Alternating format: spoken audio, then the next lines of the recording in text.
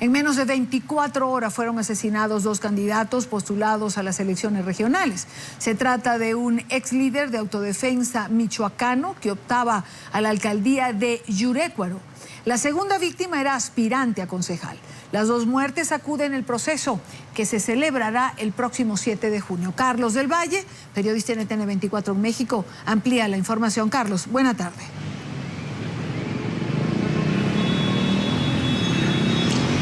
Hola Idania, buenas tardes, te saludo con gusto desde la Ciudad de México. Lo dices bien, la tensión en México en el tema electoral tiende a crecer y es que lo de ayer no es poca cosa. 2 candidatos, como tú bien lo mencionas, fueron acribillados. Uno de ellos, candidato a presidencia municipal, fue acribillado en pleno acto de campaña. Él se encontraba dando un discurso en ese momento cuando desde un auto en movimiento pasaron y simplemente ráfagas de armas de alto poder terminaron con la vida de este candidato. Este candidato Hernández, quiero decirte que además había sido fundador de las autodefensas ahí en Yurécuaro, Michoacán, donde había habido también mucha controversia. Él incluso estuvo preso durante algunos meses por el asesinato del anterior alcalde. Te podrás imaginar que esto viene a enrarecer el ambiente político en un momento en el que, por supuesto, Michoacán es un foco rojo por la presencia de grupos de autodefensa y de grupos del crimen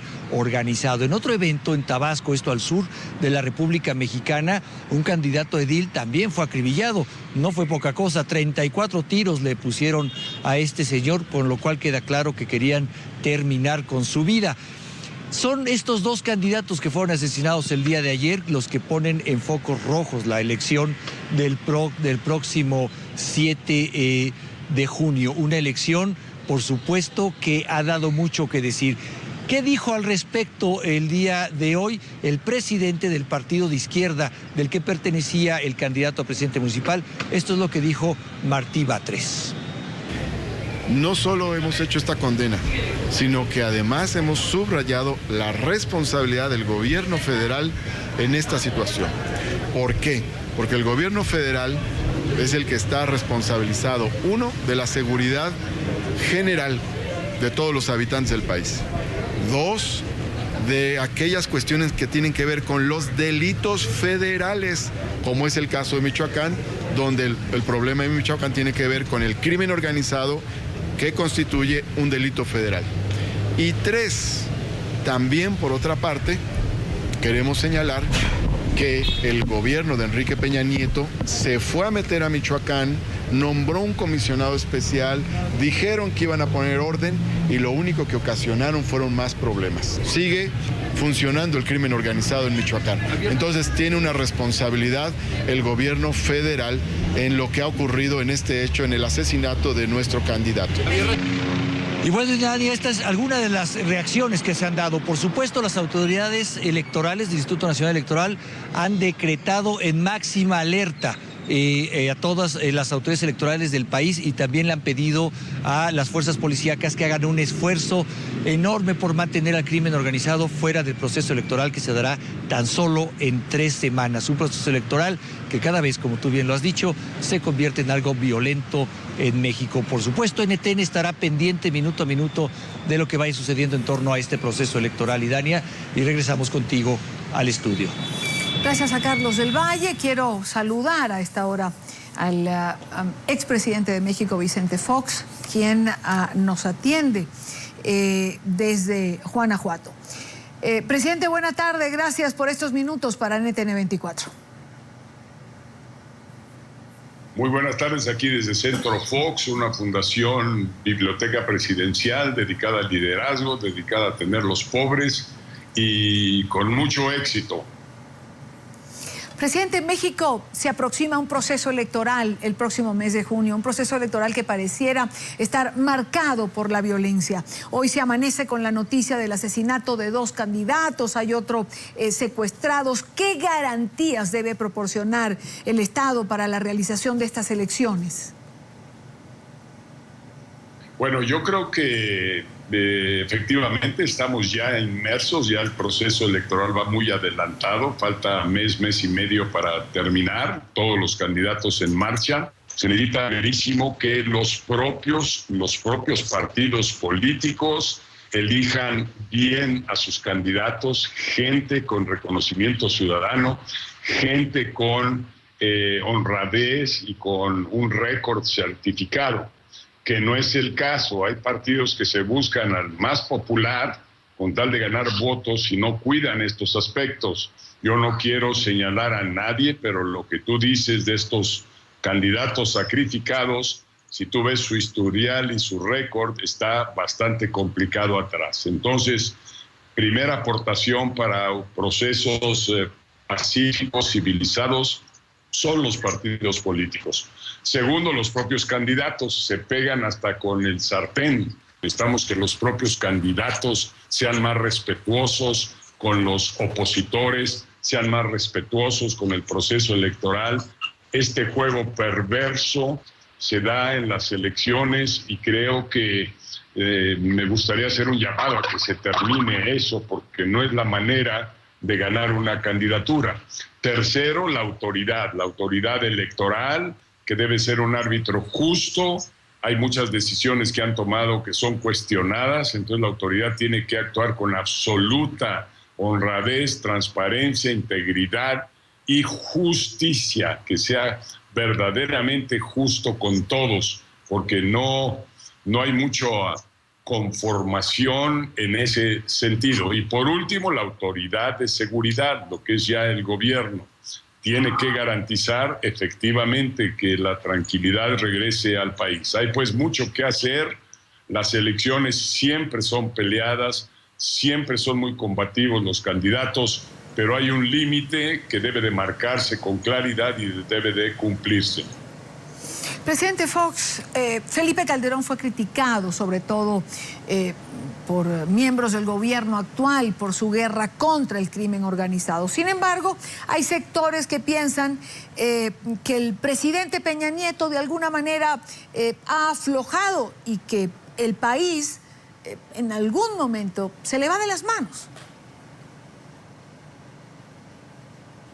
Bueno, yo creo que son dos estrategias diferentes. Yo siempre estuve en contra, me opuse a la idea del presidente Calderón de meter al ejército a las calles. El ejército ha perdido imagen, ha perdido su respetabilidad por haberlo metido a esta lucha que parece sin fin. Yo creo que el ejército no debe de estar en esto, deben de estar las policías y debe de trabajarse para tener policías confiables en los 3 niveles de gobierno. En ese sentido, pues, es mi señalamiento al presidente Calderón y a la manera en que él descompuso todo este terreno. En realidad agitó el avispero al haberse puesto el sombrero, la cachucha de comandante en jefe de las fuerzas del ejército. Y segundo, en haberles dado esta tarea de estar sustituyendo a la policía. Yo creo que no fue el camino y hoy vemos las consecuencias. El presidente Peña está cambiando relativamente la estrategia, está manejándolo de otra manera. Hay evidencia, hay cifras, hay estadísticas de que el índice de criminalidad y de homicidios ha bajado. No como todos quisiéramos, pero ha bajado. Y sin embargo tenemos eventos que son verdaderamente explosivos, llamativos, que los medios de comunicación gozan con esos eventos y les dan una proliferación y una promoción mucho más allá. En realidad México ni está en guerra, ni el territorio nacional está en conflicto y violencia permanente. Buena parte, por no decir la mayor parte del territorio está tranquilo, trabajamos en paz, como hacemos aquí en Guanajuato, en Querétaro, en San Luis Potosí, donde además las inversiones fluyen en gran cantidad.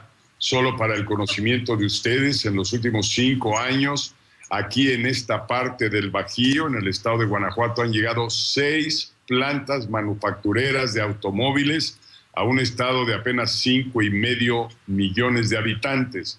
5 majestuosas plantas, estado del arte, de General Motors, de Volkswagen, de Mazda, de Toyota, de Honda. Está llegando ya la BMW al estado vecino de San Luis Potosí.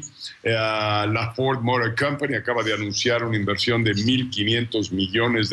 Entonces, No todo es guerra, no todo es violencia, no todo es sangre en este país. La mayor parte de México y su territorio estamos trabajando en paz, construyendo y logrando generar muchos empleos, logrando generar mejor ingreso para la población.